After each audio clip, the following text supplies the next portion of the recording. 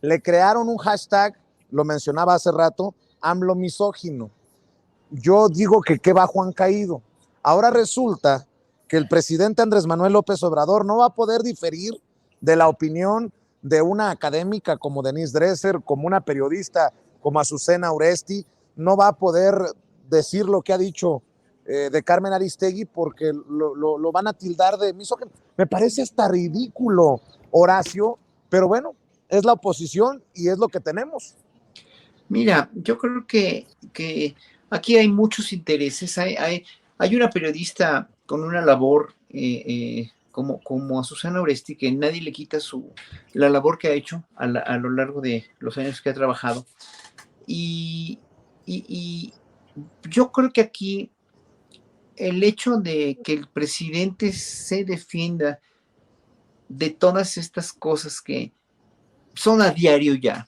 A mí ya me parece que en un momento dado, digo, otra vez se va a defender, otra vez se va a defender, otra vez se va a defender, pero es su manera es la manera de Andrés Manuel López Obrador de plantarse enfrente de una mañanera que ve gente muy disímbula, que hay gente que la ve por primera vez, que nunca la ha visto, y que no tiene esta información y que finalmente reiterando esta defensa todos los días, hay una cierta programación neurolingüística precisamente, ¿no? Hasta que a la gente se le queda que sí, o sea, es una prensa sicaria. O sea, Susana Oresti desgraciadamente forma parte de una prensa sicaria que ya vimos que como no tiene, como está pagada por opositores, como está fraguada por una serie de opositores, perdón, que ya no les queda nada más que denostar desde el principio, desde hace muchos años, porque no tenían argumentos, en realidad nunca los tuvieron, ¿no?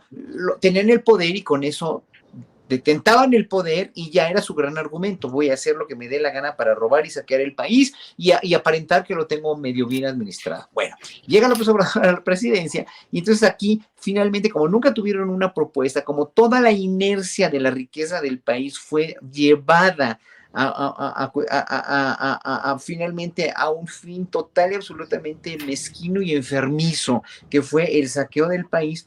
Hoy por hoy esta gente que ya no puede saquear, que ya no puede robar, que ya no puede tener acceso al poder, obviamente no tiene argumentos para poder frenar una transformación que está planteando López Obrador desde hace muchos años, que no es de hace 3 años, sino de hace más, obviamente, de hace más de 20 años, y que al no tener esos argumentos, no puede realmente, no puede tener ningún bastión de lucha más que la mentira, más que la calumnia, más que la injuria, más que a ver de dónde. O López Obrador se defendió hoy diciendo, sí, bueno, ella dijo que la ciudad estaba sitiada, pero también Milenio estaba sitiado, porque Milenio pidió que sitiaran Milenio, pues, ¿no? O sea, ¿qué habla ella si está ahí dentro de la oficina de Milenio sitiada? Entonces, es una cuestión que a todo el mundo preocupaba, qué bueno que no pasó a mayores, pero finalmente es una cuestión que se defendió López Obrador de esta, que no es calumnia, que finalmente es una verdad tergiversada, porque ella se encontraba dentro de Milenio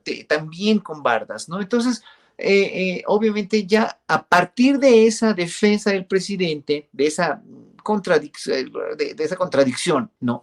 Que le hizo el presidente Auresti, y dijo que la señora no los quiere, pues sí, no los quiere, pues, ¿no? O sea, obviamente. Entonces, allí empezó a ver la defensa de Lili Telles, claro, o sea, se montan Lili Telles y se monta Kenia López Rabadán y se montan todos los que pueden y se van a seguir montando Fernando Belauzarán y se va a seguir montando Gabriel Cuadri y se va a seguir montando quien sea para poder en un momento dado seguirle aventando realmente tiros en la cabeza del presidente, porque es una manera de golpear suave y lentamente un régimen, pero pues López Obrador se para solo, ¿no? Y ya no hay más que decir, o sea, yo cada que salgo digo eso, y por eso me llaman Chairo y también te llaman a ti, nos llamarán a todos, Chairos, Chairos arrastrados, pejezombis o lo que sea, pero pues tú lo has dicho, tú lo dijiste ayer o antier, pues no me importa, porque finalmente lo único que defendemos es una verdad por la cual hemos anhelado muchos años, y que es una verdad, primeramente con un gobierno que gobierne bien y que administre bien, que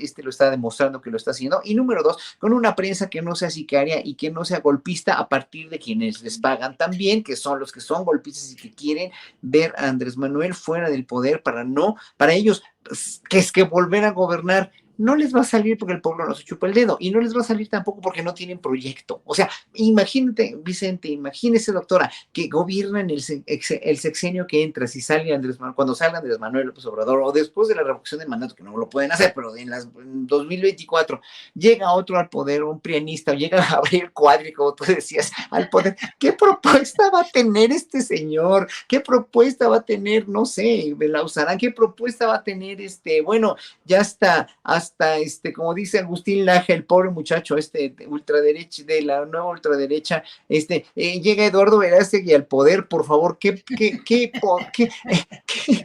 o sea, ¿en qué se basan? Pues, ¿no? ¿Qué propuesta? En verdad me da mucha pena, porque habiendo gente tan valiosa en la oposición, que sí hay gente muy valiosa, pero está en segundo plano, está en segundo término, porque tampoco saben qué proponer, porque fueron víctimas, o más bien, todos ellos fraguaron todo este pasticho, este collage de gobiernos mal encausados y totalmente corruptos que administraron mal este país.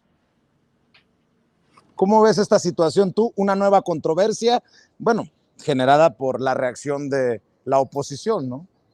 Bueno, primero que nada, Vicente, te diría que tendrían que agarrar un diccionario y entender, porque se ve que ni siquiera eso saben, qué significa misoginia, ¿no? Esa es la primera cosa. ¿Qué significa lo que tiene que ver con el odio, el rechazo, la aversión a las mujeres?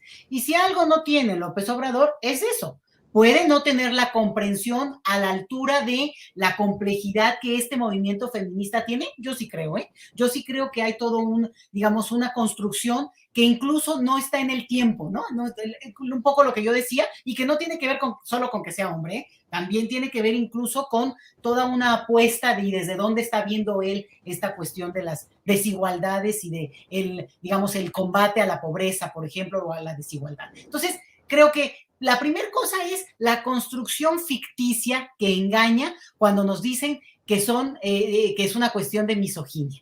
Ahí ya hay que decir, bueno, esta gente primero tendría que tratar de construir una cosa mucho más creíble y agarrar un diccionario, primero. Entonces, la siguiente es cómo ellos escalan, y en realidad es una cosa muy orquestada, muy comprada, muy pagada. En el momento en que tú pones hashtag, ya todos lo sabemos, ¿no? Y que empiezan a darse bolita y bolita y bolita, y dices, bueno, siguen en esta idea de que porque lo ponen en el Twitter, bueno, va a trascender de ahí. Bueno, se queda 2, 3 días, a lo mejor, cuando mucho. Bueno, y pues, habla misoginio, y van a poder decir, no, al rato otro hashtag que creen que tiene una trascendencia para generar un lema.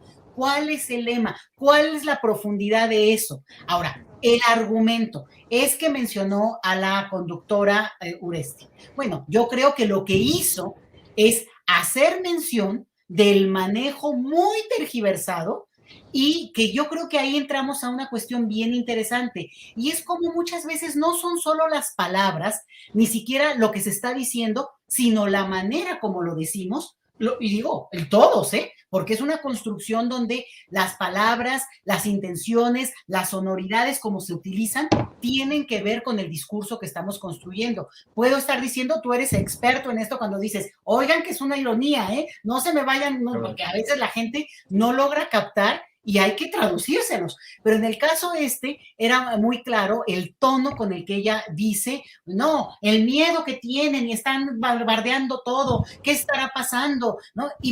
Entonces, la verdad es un chiste maravilloso cuando dices, está hablando ella desde atrás de la muralla. O sea, realmente se construyó solito el chiste. Ella lo acabó construyendo, y bueno, claro, el tiro de gracia, Pedro Miguel, ¿verdad? Pero sí creo que ahí es donde, no que no capten, claro que lo captan, que él se está burlando, pero así jocosamente, y lo compartimos porque yo también me doy cuenta de que el chiste es mandado a hacer, casi, pero es como tratar de darle la vuelta, e insisto, el uso del concepto de misoginia, pues obviamente es tan artificial que no cuaja. Pues podrán decir mil cosas y lo que tú quieras, pero aquí no viene. ¿Y por qué lo usan también? Porque tiene que ver con la visión simplista, simplona, babocona del Día de la Mujer. No captan, otra vez, esto que está por detrás, lo estructural complejo de ese movimiento que es complejo en términos de su narrativa, que es el feminismo contemporáneo. Entonces, cuando sacan esto, bueno, pues ¿quiénes van a seguir el hashtag, aparte de los bots comprados y ellos mismos? Pues justo los que como no captan, se van por esa lógica tan simplona. Entonces, ¿qué pienso? Que pues es una táctica, no tiene nada que verse de defenderse en el sentido de que ya sabemos además que esa tribuna, bueno, pues más bien debería agradecer a Azucena, debería agradecer pues que la promocionó, porque ahí estamos buscando el video, ya tuvo más vistas, hombre, y al final ellos viven de eso, de que les des ver o que les des retweet, porque si no, ya no tienen tanta popularidad, Vicente. Entonces, sí creo que es bastante más complejo de cómo nos lo han querido presentar, y qué bueno que los desenmascaren en el sentido de andar diciendo algo que al final se volvió por sí mismo un chiste. Así es, y espérense a que venga la reacción de una, por ejemplo, María Amparo Casar, la presidenta de Mexicanos contra la Corrupción y la Impunidad, porque también se llevó su raspón junto a Claudio X González en la mañanera. El presidente